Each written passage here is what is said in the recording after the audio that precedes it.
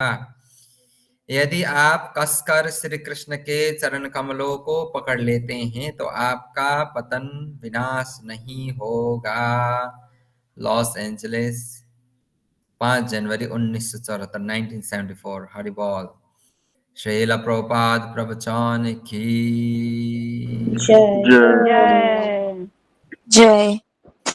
Okay, तो आगे बढ़ते हैं भगवद गीता की ओर। तो कल मैंने कुछ अंडरलाइन करने के लिए आप लोगों को बोला था, हैं, भूमिका में। तो ठीक है, एक बार फिर से हम लोग शास्त्र और भगवान को प्रणाम करते हैं। ठीक है, तो बोलिए मेरे पीछे पीछे। ओम नमो भगवते वासुदेवाय। ओम ओम नमो भगवते वासुदेवाय। नमो भगवते वासुदेवाय। ओम नमो भगवते वासुदेवाय। ओम नमो भगवते वासुदेवाय। ओम नमो भगवते वासुदेवाय। ओके, हरि बोल हरि बोल। बहुत बहुत धन्यवाद आप सभी को। सभी कोयली भक्त वृंद को बहुत बहुत धन्यवाद। बहुत अच्छा लगा आप लोगों के मुख से ओम नमो भगवते वासुदेवाय सुनकर। और ये ओम नमो भगवते वासुदेवाय ये हर कहीं जाप नहीं करना है, ठीक है। शास्त्र अध्ययन करने से पहले भगवान का प्रणाम करने के लिए, शास्त्र प्रणाम करने के लिए एक स्थान पर विराजमान होकर ही आप लोग इस मंत्र का उच्चारण कर सकते हैं। इसके अलावा ऐसे ही ज़्यादा उच्चारण नहीं करना है, ठीक है। ओके, तो कल मैंने कुछ 2-4 लाइन अंडरलाइन करने के लिए आप लोगों को बोला था। तो कोई एक भक्त वो क्या था, थोड़ा पढ़ के सुनाइए। कौन पढ़ के सुनाएंगे? ओके, श्रुति, ठीक है। हरे कृष्णा।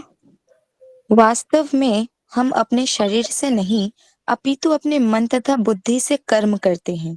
अतएव यदि मन तथा बुद्धि सदैव परमेश्वर के विचार में मग्न रहे तो स्वाभाविक है कि इंद्रियां भी उनकी सेवा में लगी रहेंगी। इंद्रियों के कार्य कम से कम बाहर बाहर से तो वे ही रहते हैं, लेकिन चेतना बदल जाती है। भगवद गीता हमें सिखाती है कि किस प्रकार मन तथा बुद्धि को भगवान के विचार में लीन रखा जाए। ऐसी तल्लीनता से मनुष्य भगवत धाम को जाता है। यदि मन कृष्ण की सेवा में लग जाता है, तो सारी इंद्रियां स्वतः उनकी सेवा में लग जाती हैं। यह कला है और यही भगवद गीता का रहस्य भी है कि श्री कृष्ण के विचार में पूरी तरह मग्न रहा जाए। हरे कृष्णा। हरे कृष्णा। कितना सुंदर बात है यहाँ पर। जैसे एक सिंपल सा उदाहरण मैं आप लोगों को देता हूँ। पेट को जब भूख लगता है तो हमारे शरीर की समस्त इंद्रियां पेट की भूख मिटाने में वो क्या करता है, तत्पर हो जाता है। और उसके बाद जब उस पेट में अन्न डाला जाता है, भूख लगने के बाद जब हम कुछ खाते हैं, तो फिर हम कृष्ण भक्ति या कृष्ण को प्राप्त कर सकते हैं। ये क्या है? ये 9 विधियां है जिनके माध्यम से हम भक्ति में आगे बढ़ सकते हैं। और उनमें से सबसे प्रमुख क्या है? नंबर 1 में क्या है? श्रवणम। श्रवणम श्रवणम इतना महत्वपूर्ण है कि जैसे आप लोग अभी श्रवण कर रहे हैं। अब यहाँ पर देखिए, 1 घंटा में अभी हम सब लोग बोलने लग जाएं, सब लोग अपना अपना बात अपने अपने हिसाब से बोलने लग जाएं, तो हम लोग को कम से कम कल का सुबह तक हम लोग को टाइम चाहिए होता है। हम्म लेकिन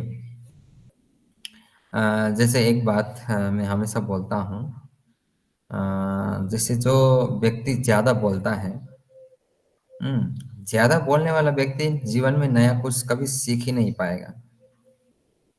सुनने वाला व्यक्ति ही हमेशा कुछ ना कुछ नया सीखता है, क्योंकि वो सुनता है। और जो नहीं सुनता, सिर्फ बोलता है, वो एक ही चीज रिपीट करता है जो उसको पता है पहले से ही। बस एक ही चीज बार बार बार बार बार बार रिपीट करता है। लेकिन सुनने वाला व्यक्ति हर बार कुछ ना कुछ वो नया सीखता है। तो इसलिए सुनना, श्रवणम बहुत ज्यादा महत्वपूर्ण है। बहुत ज्यादा, क्योंकि श्रवणम, भागवत कथा श्रवणम करने से क्या हो जाता है, हमारा कल्याण हो जाता है। श्रवणम, श्रवण मात्र करने से। अब श्रवण तो छोड़िए, भागवतम का तो दर्शन करने मात्र से हमारा कल्याण हो जाता है। ऊपर से श्रवण करेंगे तो कितना कल्याण, और ऊपर से श्रवण करने के बाद और कीर्तन कर दें उसका, तो बाप रे, हरि बोल क्या हो जाएगा हमारा, हरि बोल। निताय गौर प्रेमानंदे। हरे हाँ, हरे हरे बोल। तो इसीलिए मनुष्य जीवन हमको यही भागवत कथा श्रवण करने के लिए, भागवत मार्ग में आगे बढ़ने के लिए, भगवत मार्ग में आगे बढ़ने के लिए मिला है। इसलिए इस जीवन को नहीं गंवाना है। भजन है ना, हरि हरि विफले जन्म गवाइनो, है कि नहीं? हरि हरि विफले जन्म गवाइनो। सुना है ये भजन? सुनिए, बहुत अच्छा है। ये 9 विधियां हैं जिनमें स्वरूप सिद्ध व्यक्ति से भगवत गीता का श्रवण करना सबसे सुगम है। तब व्यक्ति भगवत चिंतन की ओर मुड़ेगा। इससे परमेश्वर का स्मरण होगा और शरीर छोड़ने पर आध्यात्मिक शरीर प्राप्त होगा, जो परमेश्वर की संगति के लिए उपयुक्त है। देखिए, आप भक्ति करिए, ध्यान करिए, या ज्ञान अर्जित करिए, या कुछ भी करिए, कोई भी प्रोसेस अपनाइए, सभी प्रोसेस का एक ही क्या बोलते हैं उसका सार है, या एक ही कंक्लूजन है, एक ही कंक्लूजन निकलता है, डिसीजन निकलता है। और वो क्या है? किसी भी प्रकार से कृष्ण का स्मरण हो। और मैंने शायद 3 तारीख को क्लास हुआ था, तो आप लोगों को बोला था कि जिन व्यक्ति को देखकर, जिन वस्तुओं को देखकर आपको कृष्ण का स्मरण होता है, ऐसे व्यक्ति और ऐसे वस्तुओं को कभी भी आप अपने आप से दूर ना करें। हम्म? यदि तुलसी महारानी का वृक्ष देखकर आपको कृष्ण का स्मरण होता है, तो उनको हमेशा अपने निकट रखिए।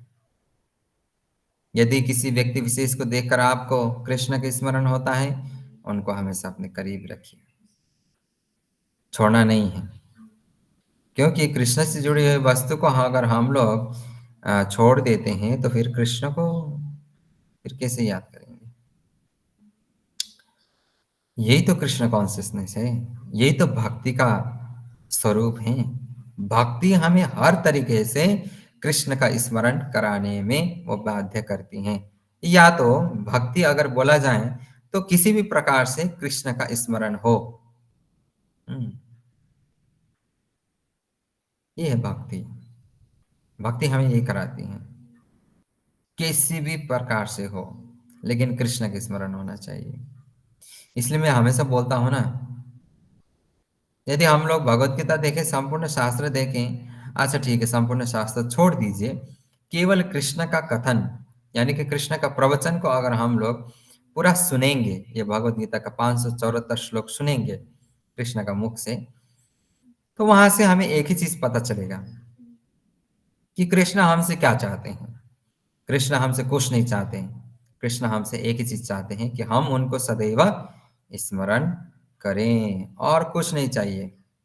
कृष्ण को ना तो हमारा जीवन चाहिए, ना तो हमारा धन, ना तो हमारा घर, ना तो हमारा समय, ना तो हमारा कुछ विशेष चीजें, कुछ भी नहीं चाहिए, क्योंकि सब कुछ तो कृष्ण का दिया हुआ है। तो कृष्ण हमसे क्या लेंगे?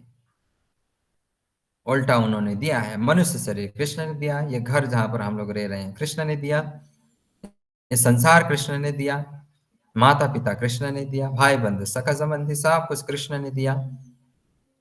हम्म, तो कृष्ण हमसे क्या चाहेंगे? कुछ नहीं। कृष्ण हमसे एक ही चीज चाहते हैं कि कैसे भी हो, जिस हालत में हो, जिस भी परिस्थिति में हो, हम उनको स्मरण करें। और भक्ति यही है, किसी प्रकार से कृष्ण का स्मरण हो। भक्ति हमें कृष्ण का स्मरण कराने में मदद करती है हमेशा। ओके।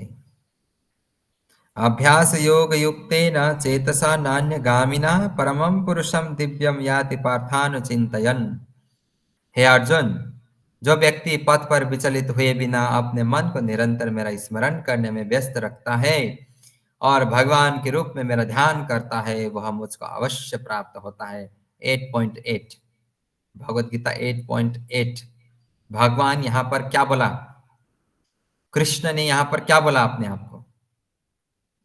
और अर्जुन को कृष्ण ने यहाँ पर अपने आप को भगवान बोला, और कृष्ण को क्या बोला? जो मुझे भगवान रूप में स्वीकार करके वो पथ में किसी भी प्रकार के परिस्थिति हो, जो भी आए, अगर वो पथ भ्रष्ट नहीं होता और निरंतर वो अपने गंतव्य में आगे बढ़ता है, तो वो अवश्य मुझे प्राप्त करेगा। देखिए, जब हम लोग आप अपने घर से अगर आपको ये इस्कॉन टेम्पल तक आना है, तो वहां पर बहुत प्रकार के रास्ते आएंगे। कुछ पिच रोड आएगा, कुछ कच्चा रास्ता आएगा, कुछ गली आएगा, कहीं कहीं पर बहुत बड़ा गड्ढा आएगा, नाला आएगा, उबड़ खाबड़ होगा। तो अगर आप थोड़ा सा खराब रास्ता देख लिया, ओहो ये रास्ता तो बहुत खराब है, मैं आगे नहीं जा सकता, मुझे आगे बढ़ना नहीं है, मैं वापस चला जाता हूँ। अगर एक छोटा मोटा ऐसे रास्ते में आकर आप लोग विचलित हो जाएंगे, तो अपने गंतव्य तक कैसे पहुंच पाएंगे? और इस प्रकार से कैसे जीवन चलेगा? है कि नहीं? जैसे जीवन आगे आगे बढ़ता है, कभी कभी कच्चा रास्ता आता है, कभी कभी अच्छा हाईवे आता है। अच्छा हाईवे यानी कि सुख। कच्चा रास्ता, गड्ढा गड्ढे वाला रास्ता यानी कि दुख, कष्ट, पीड़ा। लेकिन क्या जीवन रुकेगा? नहीं रुकेगा। क्या आप लोग रुकते हैं? नहीं रुकते हैं, आगे बढ़ते रहते हैं। अभी आपने आपको सुसाइड करेगा तो वो अलग बात है, लेकिन जीवन तो किसी के लिए नहीं रुकता, समय किसी के लिए नहीं रुकता, वो तो आगे बढ़ता ही रहेगा, बढ़ता ही रहेगा, बढ़ता ही रहेगा। तो हमें निष्ठा के साथ हमें आगे बढ़ना चाहिए, बढ़ना पड़ेगा। यह कोई कठिन पद्धति नहीं है, तो भी इसे किसी अनुभवी व्यक्ति से सीखना चाहिए। तद विज्ञानार्थ स गुरुमेव विगच्छेत्। मनुष्य को चाहिए कि जो पहले से अभ्यास कर रहा हो उसके पास जाए। मन सदैव इधर उधर उड़ता रहता है, किंतु मनुष्य को चाहिए कि मन को भगवान के, कृष्ण के स्वरूप पर या उनके नाम उच्चारण पर केंद्रित करने का अभ्यास करे। मन स्वभाव तो चंचल है, इधर उधर जाता रहता है, लेकिन यह कृष्ण की ध्वनि पर स्थिर हो सकता है। इस प्रकार मनुष्य को परमं पुरुषम अर्थात दिव्य लोक में भगवान का चिंतन करना चाहिए और उनको प्राप्त करना चाहिए। चरम अनुभूति या चरम उपलब्धि के साधन भगवत गीता में बताए गए हैं, और इस ज्ञान के द्वार सबके लिए खुले हैं, किसी के लिए रोक टोक नहीं है। सभी श्रेणी के लोग भगवान कृष्ण का चिंतन करके उनके पास पहुंच जाते हैं, क्योंकि उनका श्रवण तथा चिंतन हर एक के लिए संभव है। भगवान आगे भी कहते हैं, भगवत गीता 9:32-33, माम ही पार्थ व्यपाश्रित्य यो अपि श्रेयो पापनो यः स्त्रियो वेश्यास्तथा शूद्रस्त अपि यान्ति परमां गतिम किं पूर्ण ब्राह्मणा पुण्या भक्त राजस्यस्तथा अनित्य सुखम लोकमीमं प्राप्य भजस्व माम। इस तरह भगवान कहते हैं कि वैश्य, पतिता स्त्री या श्रमिक अथवा अधम योनि को प्राप्त मनुष्य भी ईश्वर को पा सकता है। ईश्वर को देखिए, कोई भी पा सकता है, सिर्फ ब्राह्मण नहीं, क्षत्रिय नहीं, ऐसा कुछ भी नहीं। ईश्वर को हर कोई प्राप्त कर सकता है, लेकिन उसको उस मार्ग में आगे बढ़ना पड़ेगा। ऐसा नहीं है कि ब्राह्मण लोग पुजारी है तो सिर्फ पुजारी ही भगवान को प्राप्त करेगा। नहीं, ऐसा नहीं होता। बात यह है कि जो कोई भक्ति योग के सिद्धांत को स्वीकार करता है और परमेश्वर को जीवन के आश्रित तत्व के रूप में सर्वोच्च लक्ष्य या चरम लक्ष्य के रूप में स्वीकार करता है, वह आध्यात्मिक आकाश में भगवान तक पहुंच सकता है। आश्रय तत्व यानी भगवान ही एकमात्र हमारा आश्रय का अ, क्या बोलते हैं, आश्रय का स्थल है। हमें ये सोचना पड़ेगा। हम्म, तो यदि कोई भगवत गीता में बताए गए सिद्धांतों को ग्रहण करता है तो वह अपना जीवन पूर्ण बना सकता है और जीवन की सारी समस्याओं का स्थायी हल पाता है। स्थायी हल माने परमानेंट सॉल्यूशन उसको मिलता है। हम्म, सारांश यह है कि भगवत गीता दिव्य साहित्य में जिसको ध्यानपूर्वक पढ़ना चाहिए, गीता शास्त्रमिदं पुण्य यः पठेत प्रयतः पुमान्। यदि कोई भगवत गीता के उपदेशों का पालन करते हैं तो वो जीवन के दुख चिंताओं से मुक्त हो जाता है। भय शोकार्दिर विजितः, वह इस जीवन में सारे भय से मुक्त हो जाएगा और उसका अगला जीवन आध्यात्मिक होगा। गीता महात्मा, और ये बहुत ही इंपॉर्टेंट है। ठीक है, गीता महात्मा।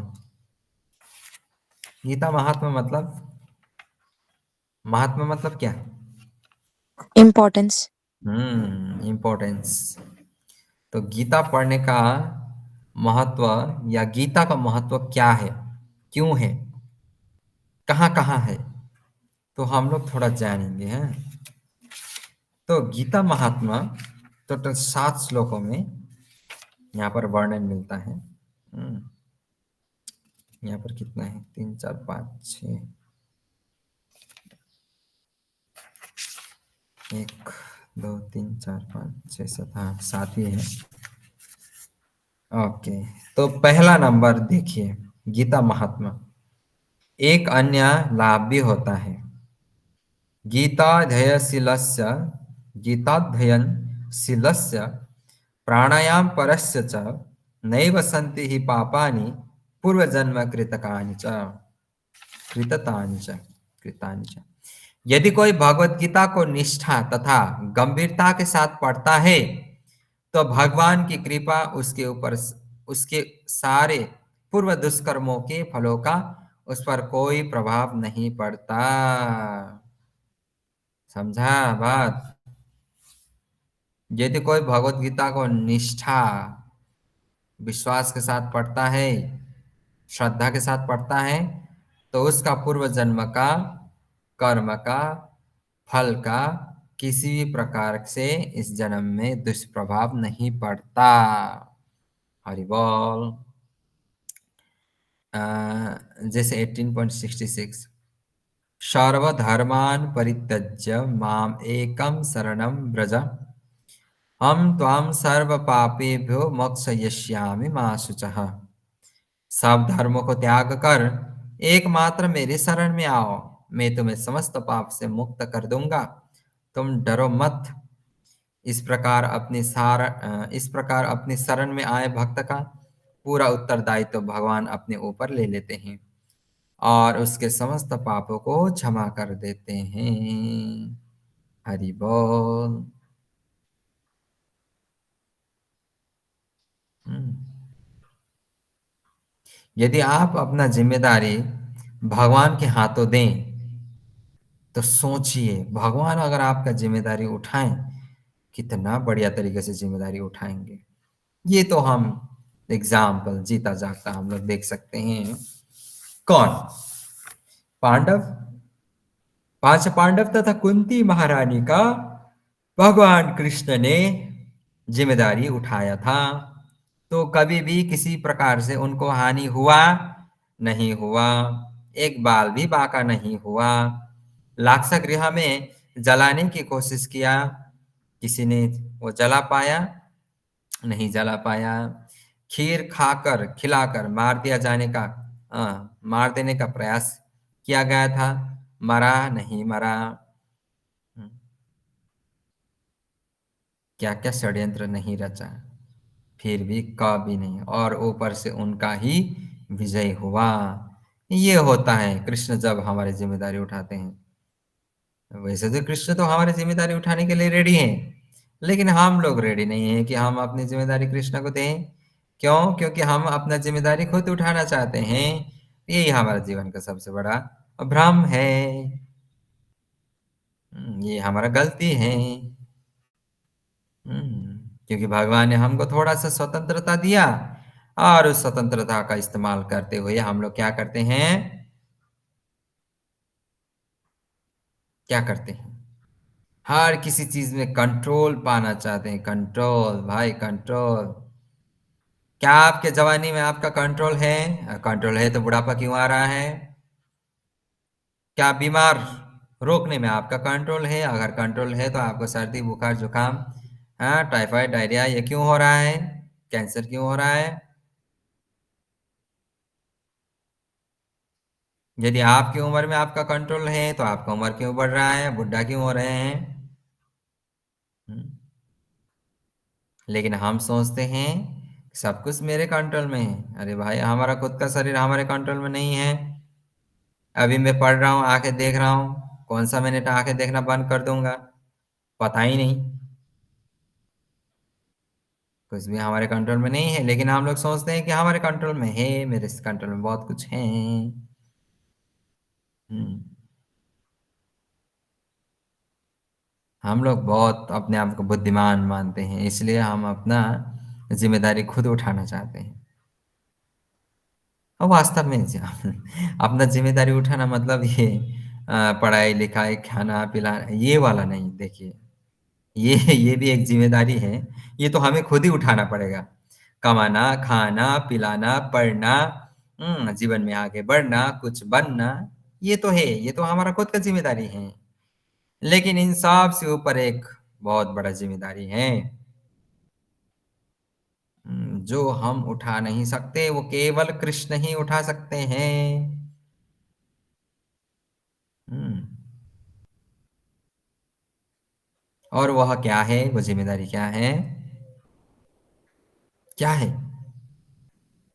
अपने आप को भगवत मार्ग में आगे बढ़ाना। तो जब तक कृष्ण में श्रद्धा नहीं होगा, आप कौन से मार्ग में आगे बढ़ेंगे? आपको कहाँ पर पहुंचना है? पहले तो कहाँ पर पहुंचना है वो उसके बारे में जानकारी लेना पड़ेगा। उसके हिसाब से उसी मार्ग में आपको आगे बढ़ना पड़ेगा।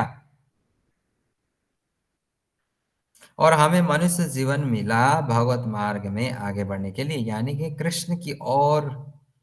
एक प्रभुपाद का किताब भी है ना, कृष्ण की ओर। हम्म, तो ये बात है। ठीक है, और आगे बढ़ते हैं। अच्छा, सब लोग मेरा बात सुन रहे हैं या सो गया है? कौन कौन सो गया? हरि बोल। हरि हरि बोल। बोल। हरि बोल। ओके। हरि बोल। ओके, तब तो बढ़िया है। जो भगवत कथा क्लास में सोएगा वो इसी संसार में खोएगा,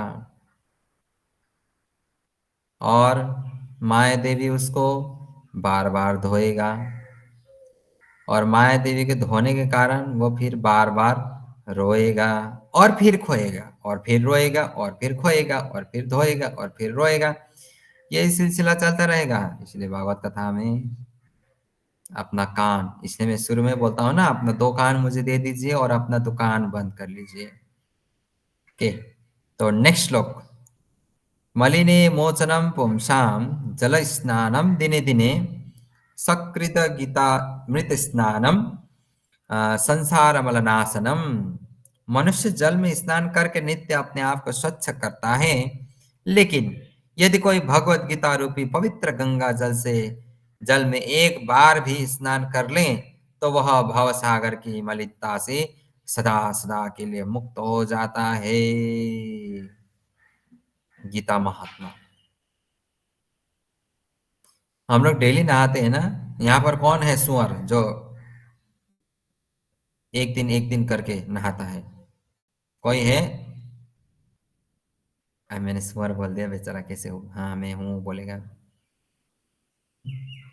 अच्छा, कोई नहीं है। सब लोग डेली नहाते हैं? हरि बोल प्रभु। हरि बोल। अच्छा श्रुति, हरि डेली नहाती हो तुम? जी प्रभु, मैं तो उठने के साथ साथ बाथरूम चले जाती हूँ। ओके, रीना माता जी भी डेली नहाते हैं? जी प्रभु जी। हम्म निकिता नहीं नहाती है? आती हूँ प्रभु। ओह, कब नहाती है? शाम को? नहीं, सुबह। और सुबह कितने बजे? 8?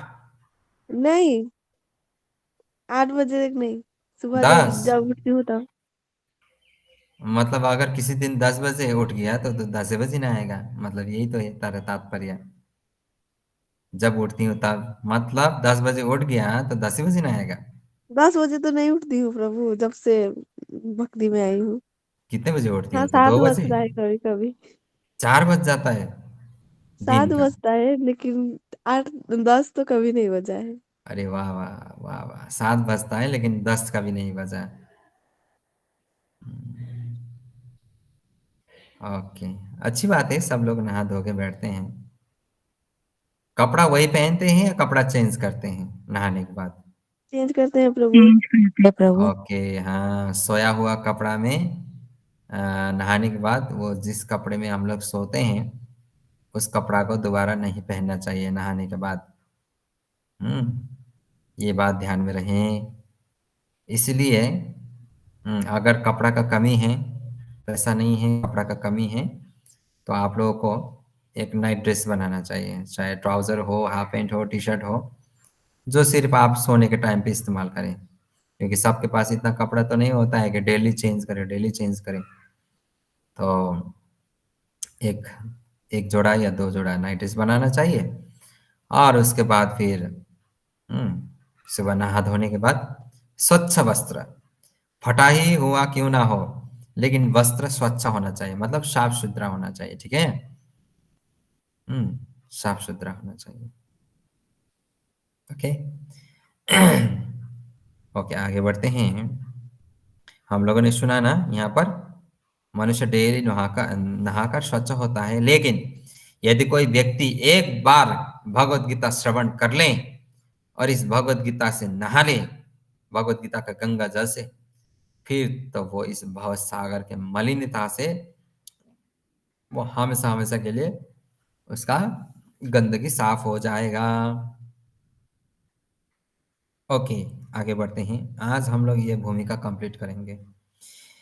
गीता सुगीता कर्तव्या किमन्य शास्त्र विस्तरे या स्वयं पद्मनाभस्य मुख पद्मादिनी श्रिता। चूंकि भगवत गीता भगवान के मुख से निकली है, अतएव किसी को अन्य वैदिक साहित्य पढ़ने की आवश्यकता नहीं रहती। उसे केवल भगवत गीता का ही ध्यानपूर्वक तथा मनोयोग से श्रवण तथा पठन करना चाहिए।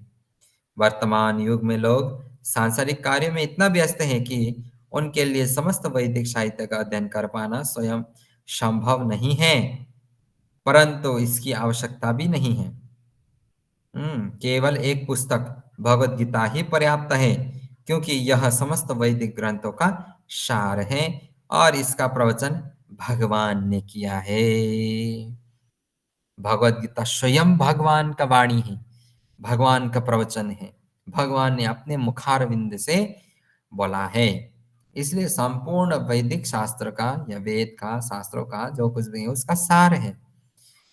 हम्म तो हमें भगवत गीता अवश्य पढ़ना चाहिए, ठीक है? दूसरा शास्त्र पढ़े ना पढ़े, आपको इंटरेस्ट हो ना हो, लेकिन जीवन में एक बार भगवत गीता तो अवश्य आप लोगों को कंप्लीट रूप में पढ़ना चाहिए। पढ़ नहीं सकते तो क्लास ज्वाइन करना पड़ेगा डेली। ओके, फिर नेक्स्ट श्लोक में भारतामृत सर्वस्व विष्णु वक्त्रता विष्णु वक्त्रादिनी श्रितम गीता गंगोतकं पीत्वा पुनर्जन्म ने विद्यते। क्या? पुनर्जन्म न विद्यते। जो गंगाजल पिता जो गंगाजल पीता है उसे मुक्ति मिलती है। अभी फिर गंगा को चले मत जाना ग्लेन लेकर, ओहो! आज तो प्रभु जी ने जो गंगा जल पीता है वो मुक्त हो जाता है बोलकर फिर गंगा किनारे जाके फिर पानी पीते रहना, पीते रहना, पीते रहना, ऐसा नहीं करना है, ठीक है? यदि घर में गंगा जल है तो फिर पीना शुरू मत कर देना। हुँ। अतएव उसके लिए क्या कहा जाए जो भगवत गीता का अमृत पान करता हो? अभी उसके बारे में क्या बोला जाए? जैसे आप लोगों के बारे में भी क्या बोला जाए? आप लोग डेली भगवत गीता का गंगा जल गीता का गंगा या गीता का अमृत आप लोग पान कर रहे हैं। अभी आप लोगों के बारे में क्या बताया जाए? और क्यों बताओ? क्या बताया जाए आप लोगों के बारे में? आप लोग कितना महान हैं, महान हो चुके हैं, हैं? क्यों बताऊं? ये तो श्लोक में है, लेकिन मैं क्यों बताऊं? हम्म? भगवत गीता महाभारत का अमृत है और इसे भगवान कृष्ण ने स्वयं सुनाया है। भगवत गीता भगवान के मुख से निकली है और गंगा भगवान के चरणों से निकली है। चरणों से निकली गंगा प्यारी, सुनाए भजन। बाके बिहारी तेरे आरती गाऊं, कुंज बिहारी तेरे आरती गाऊं। ये भजन अच्छा है। ये भजन में बहुत मतलब सुंदर सुंदर भगवान के बारे में वर्णन किया है। गंगा चरण से निकले गंगा, वहां पर ये बताया जाता है। ओके, निसंदेह भगवान के मुख तथा चरणों में कोई अंतर नहीं है, लेकिन निष्पक्ष अध्ययन से हम पाएंगे कि भगवत गीता गंगा जल की अपेक्षा अधिक महत्वपूर्ण है। ओके, फिर नेक्स्ट श्लोक। सर्वोपनिषदो गावो दोग्धा गोपाल नंदन पार्थवत्स सुधीर्भोक्ता दुग्धम गीतामृतम महत्। यह गीतोपनिषद, गीता को गीतोपनिषद भी बोला जाता है, जो समस्त उपनिषदों का सार है, गाय के तुल्य है और ग्वाल बाल के रूप में विख्यात भगवान कृष्ण इस गाय को दुह रहे हैं। ये भगवत गीता क्या है? ये गाय के समान है। और क्योंकि कृष्ण इसके बारे में बोल रहे हैं तो वो गाय का वो जो दूह रहे हैं वो दूध। अभी हम लोग को क्या करना है? पान करना है, गुट्टू गुट्टू करना है, ठीक है? ऐसे करना है, गुट्टू गुट्टू करना है, ठीक है? अर्जुन बछड़े के समान है, यानी कि हम लोग, और सारे विद्वान तथा शुद्ध भक्त भगवत गीता के अमृतमय दूध का पान करने वाले हैं। वाह, कितना बढ़िया श्लोक! क्या बोल सकते हैं? एक बार फिर से मैं सुनाता हूं आप लोगों को, ध्यान पूर्वक सुनिए। यह भगवत गीता जो समस्त उपनिषदों का सार है, गाय के तुल्य है और इस ग्वाल बाल के रूप में भगवान कृष्ण इस गाय को दुह रहे हैं। अर्जुन बछड़े के समान है और विद्वान तथा शुद्ध भक्त भगवत गीता के अमृतमय दूध का पान करने वाले हैं। हम लोगों को भी पान करना पड़ेगा। ओके, आज का हमारा अंतिम श्लोक, अंतिम टॉपिक्स। एकम शास्त्रम देवकी पुत्र गीतम, एको देवो देवकी पुत्र एव, एको मंत्रस्तस्य नमानि यानि, कर्मापेक्यम तस्य देवस्य सेवा। आज के युग में लोग एक शास्त्र, एक ईश्वर, एक धर्म तथा एक वृत्ति के लिए अत्यंत उत्सुक हैं। वृत्ति माने सेवा, सेवा या धर्म बोले। अतएव एक शास्त्रम वो क्या है? देव की पुत्र गीतम, केवल एक शास्त्र हो वो है भगवत गीता, जो सारे विश्व के लिए हो। एक देवो देवी के पुत्र एवं, सारे विश्व के लिए एक ईश्वर हो, वो कौन? श्री कृष्ण। और एक मंत्र से नमानि यानी, और एक ही मंत्र हो, वो कौन सा?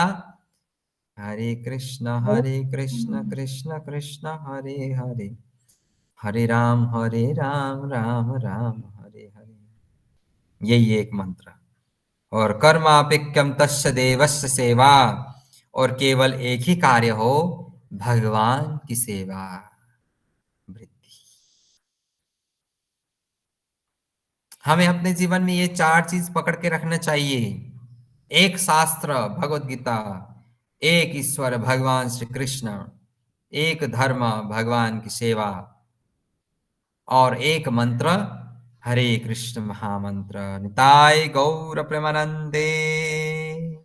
हरी हरी हरि बोल। बोल। हरी हरी बोल। अभी बोलने के लिए कुछ बाकी रहा नहीं रहा बस। इसलिए गीता महात्मा का ये जो अंतिम श्लोक है 7वां नंबर का, एकम शास्त्रम वाला, हेवी है हेवी। इसको समझने के बाद फिर हमको क्या चाहिए भाई? एक भगवान पकड़िए कृष्ण को, एक मंत्र पकड़िए हरे कृष्ण को, एक धर्म पकड़िए भगवान की सेवा, एक ही कार्य।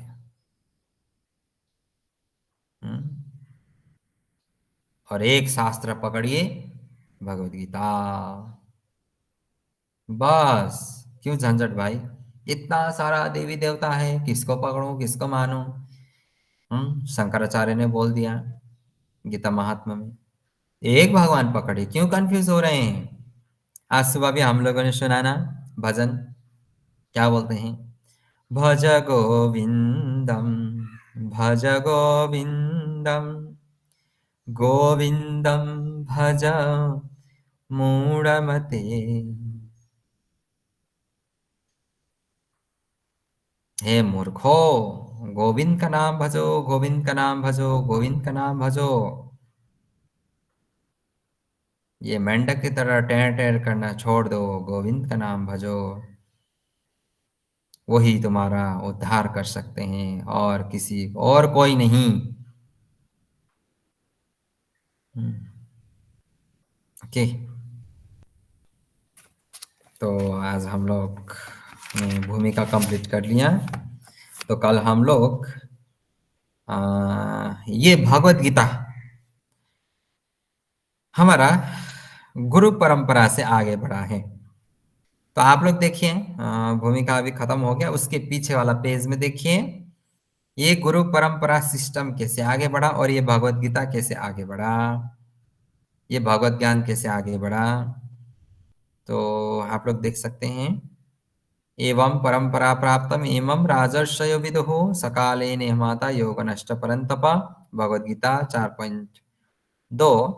यह भगवत गीता यथारूप इस गुरु परंपरा द्वारा प्राप्त हुई है।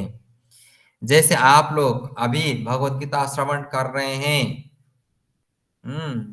अभी हम कौन से गुरु परंपरा से, कितने आचार्य लोग आए गए, किन के माध्यम से हमें आज ये भगवत गीता श्रवण करने को मिल रहा है? देखिए, सबसे पहला है भगवान श्री कृष्ण स्वयं। कृष्णम वंदे जगत गुरुम। कृष्ण सबके गुरु हैं, गुरुओं के गुरु हैं, आदि गुरु हैं। पहला तो श्री कृष्ण, उसके बाद ब्रह्मा। ब्रह्मा हमारे ब्रह्म मध्व संप्रदाय के वो एक प्रकार के देखा जाए तो वो संस्थापक आचार्य हैं हमारे संप्रदाय का। दूसरा देखें, ब्रह्मा से फिर नारद मुनि। भगवान श्री कृष्ण ने ये ज्ञान ब्रह्मा जी को दिया, ब्रह्मा जी ने नारद मुनि को दिया, और नारद मुनि ने व्यासदेव को दिया, और व्यासदेव ने मध्वाचार्य को दिया, मध्वाचार्य ने पद्मनाभ को दिया, पद्मनाभ ने नरहरि को दिया, नरहरि ने माधव को दिया, माधव ने अक्षोभ्य को दिया, अक्षोभ्य ने जयतीर्थ को, जयतीर्थ ने ज्ञान सिंधु को, ज्ञान सिंधु ने दयानिधि को, दयानिधि ने विद्यानिधि को, विद्यानिधि ने राजेंद्र को, राजेंद्र ने जय धर्म को, जय धर्म ने पुरुषोत्तम को, पुरुषोत्तम ने ब्रह्मण्य तीर्थ को, ब्रह्मण्य तीर्थ ने व्यास तीर्थ को, व्यास तीर्थ ने लक्ष्मीपति को, लक्ष्मीपति ने माधवेंद्रपुरी को, माधवेंद्रपुरी ने ईश्वरपुरी को, ईश्वरपुरी ने, अभी हम लोग देख सकते हैं वहां पर नित्यानंद प्रभु और अद्वैत आचार्य हैं। फिर उसके बाद श्री चैतन्य महाप्रभु, श्री चैतन्य महाप्रभु ने रूप सनातन गोस्वामी को प्रमुख रूप से भक्ति विज्ञान, हम लोगों ने भक्ति रसामृत सिंधु में कितना मैंने आप लोगों को पढ़ाया था, रूप गोस्वामी कौन है क्या है।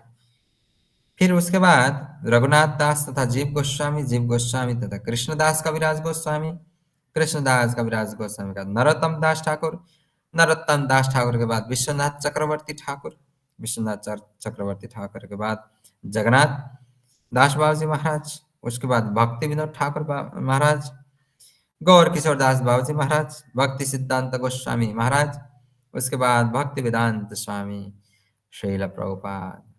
निताय गौर प्रेमानंदे। हरि हरि बोल।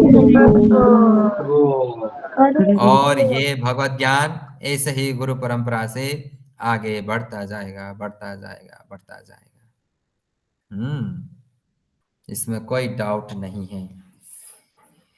ओके, तो कल हम लोग अध्याय 1 में श्लोक नंबर 1 में प्रवेश करेंगे।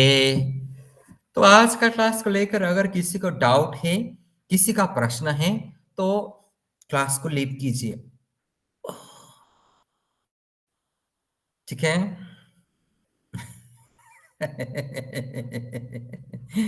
ओके, पूछिए पूछिए। हरे कृष्ण प्रभु। हरे कृष्ण। अध्याय 4 में तो लिखा गया था ना कि भगवान जी ने सबसे पहले ज्ञान सूर्य देव को दिया था, तो फिर यहाँ पे ब्रह्मा जी को कैसे? ब्रह्मा जी को कैसे? सूर्यदेव तो बाद में आया। सूर्यदेव को भी प्रकट करने वाला कोई है, उनको भी प्रकट करने वाला कोई है, और सबको प्रकट करने वाला सबसे पहला जीव है ब्रह्मा जी, और ब्रह्मा जी को भी प्रकट करने वाला है कृष्णा। तो अवश्य ये बात तो हमें जानने को मिलता है कि ब्रह्मा जी इस ब्रह्मांड का प्रथम जीव, क्योंकि ये ब्रह्मांड ही ब्रह्मा जी ने बनाया है कृष्ण की कृपा से। तो ब्रह्मा जी प्रथम जीव हैं, और उनके बाद फिर उन्होंने देखो, ये जो जितना भी देवी देवता हैं, इनको तो प्रकट करने वाला भी ऋषि मुनि है, कश्यप मुनि। कश्यप मुनि ने अदिति माता से संपूर्ण देवताओं को प्रकट किया, दिति माता से दैत्यों को प्रकट किया, है ना? फिर वहां पर विनीता, कद्रु, उनसे फिर गरुड़ देव, फिर नाग देव, सबको प्रकट किया। फिर अलग अलग प्रकार के पशुओं को प्रकट किया, अलग अलग पत्नियों से। उनका टोटल 13 पत्नी था, ऐसे अलग अलग तरीके से। तो इस प्रकार से तो देवताओं को भी प्रकट करने वाला है ऋषि मुनि, और ऋषि मुनि को ब्रह्मा जी ने प्रकट किया है। अलग अलग ऋषि मुनि भगवान के ब्रह्मा जी के शरीर के अलग अलग अंग से प्रकट हुए हैं। देखिए, जैसे 4 कुमार चतुष्कुमार है ना, और ब्रह्मा जी के मानस यानी कि माइंड से प्रकट हुआ है। और जैसे करदम ऋषि हैं, मुनि हैं, वो भगवान ब्रह्मा जी के छाया से प्रकट हुआ। जैसे ब्रह्मा जी का छाया पानी में पड़ता है, जल में, तो वहां से किन्नर प्रकट हुआ। ब्रह्मा जी के पीठ से अधर्म प्रकट हुआ, ब्रह्मा जी के फिर आगे का भाग से फिर धर्म प्रकट हुआ। इस तरीके से अलग अलग उन्होंने प्रकट किया। तो ये कैसे प्रकट कर पाया ब्रह्मा जी ने? क्योंकि ब्रह्मा जी ने भगवान से ये ज्ञान पहले ही ले लिया था, ले चुके थे। ओके रीना माता जी। प्रभु जी, वो तो मैं समझ गई, लेकिन किसी ने पूछ दिया कि अध्याय 4 में लिखा गया था कि सर्वप्रथम भगवान ने सूर्य देव को ज्ञान दिया, लेकिन यहाँ पे लिखा गया है कि पहले कृष्ण ने ब्रह्मा को दिया, फिर नारद को दिया, तो फिर मैं क्या बोलूंगी? नहीं, यहाँ पर आपने टॉपिक समझा नहीं ना। जैसे गुरु परंपरा शुरू हुआ, ये ब्रह्म माधव संप्रदाय जो है, ये हमारा ये गुरु परंपरा, यानी कि भगवान कृष्ण से ब्रह्मा, ब्रह्मा से ये वो ऐसे करते शुरू हुआ। अब भगवान ने इस संसार में पहली बार, अब ब्रह्मा जी को तो पहले ही सुना दिया, लेकिन ये संसार, ये ब्रह्मांड प्रकट होने के बाद भगवान कृष्ण ने पहली बार सूर्य देव को सुनाया। आज से लगभग 12 करोड़ वर्ष पूर्व, ऐसे बोल देना है, ठीक है? कोई पूछेगा, उनको कंफ्यूज नहीं कराना है, उनको बोल देना है कि हाँ, पहली बार सूर्य देव को ही ये सुनाया था। इसलिए हम लोग सूर्य देव को भी गुरु के रूप में स्वीकार करते हैं, इसलिए हम लोग जल चढ़ाते हैं। हम लोग नहीं जानते कि हम लोग सूर्य देव को क्यों जल चढ़ाते हैं, क्योंकि सूर्य देव हमारे गुरु हैं, और वो इस संसार में ज्ञान का प्रकाश डालते हैं। देखिए तो सूर्यदेव जब तक प्रकट होता है, इस संसार में कहीं अंधकार होता है? नहीं होता नहीं। है। जैसे सूर्यदेव चला जाता है, अंधकार ही अंधकार। इसलिए तो बोला जाता है, कृष्णा सूर्य सम माया है अंधकार, जहाँ कृष्ण नाही ताया मायर अधिकार। जैसे सूर्यदेव चला जाता है, अंधकार घेर लेता है, और जैसे फिर सूर्यदेव प्रकट होता है, अंधकार चला जाता है। इसलिए यदि कोई सूर्यदेव को रविवार के दिन जल चढ़ाता है, तो आप लोगों को प्रार्थना करना चाहिए, हे सूर्यदेव, आप तो हमारा गुरु हैं, गुरु। आपने भगवान के मुख से प्रथम बार भगवत गीता का ज्ञान लिया, तो उसी ज्ञान जिस प्रकार आप पूरा विश्व में अपने प्रकाश प्रकाशित करते हैं, उसी प्रकार मेरे हृदय में भी आपने जब भगवान के मुखारविंद से जो भगवत गीता का ज्ञान सुना, वो मेरे हृदय में प्रकाशित कर दीजिए, ताकि मैं पूरा जीवन को सार्थक बना सकूं और मैं पूरा जीवन को प्रकाशित कर सकूं। मेरा जीवन अंधकार से निकल जाए हमेशा हमेशा के लिए। हम लोग तो जानते नहीं, दूसरों को देख लिया, फिर हम लोग भी लोटा में पानी ले लिया और जल चढ़ाना शुरू कर दिया। क्यों चढ़ा रहे हैं पता नहीं, क्यों खा रहे हैं पता नहीं, क्यों कर रहे हैं पता नहीं, बस करे जा रहे हैं, करे जा रहे हैं, करे जा रहे हैं। किसी दिन एक व्यक्ति टॉयलेट में धूप बत्ती लेके जाएगा, दूसरा पड़ोसी देखेगा, अरे बाप रे, इसका तो सफलता का राज यही है, ये टॉयलेट में धूप बत्ती लेके जाना है। वाह वाह, इसलिए तो इसने 2 तला घर बना लिया, गाड़ी खरीद लिया, बाइक खरीद लिया, इसको इतना सुंदर पत्नी मिला। चल भाई, कल से मैं भी टॉयलेट में धूप बत्ती लेके जाता हूँ। और जाएगा, बोलेगा ओम जय जगदीश हरे। तो जीवन में कुछ भी करिए, पहले उसके बारे में जानकारी लीजिए, उसके बाद ही करिए। सीखिए और करिए, नॉलेज इन्फॉर्मेशन लीजिए और करिए। जैसे भगवत गीता का आप लोग अभी नॉलेज इन्फॉर्मेशन आप लोग इकट्ठा कर रहे हैं, पहले इकट्ठा करिए, पूरा 18 चैप्टर पढ़िए, समझिए, जानिए। उसके बाद फिर आपको क्या करना है, क्या नहीं करना है, वो आपके ऊपर है। फिर आप डिसीजन लीजिए, फटाक से डिसीजन नहीं लेना है। ठीक है, देखा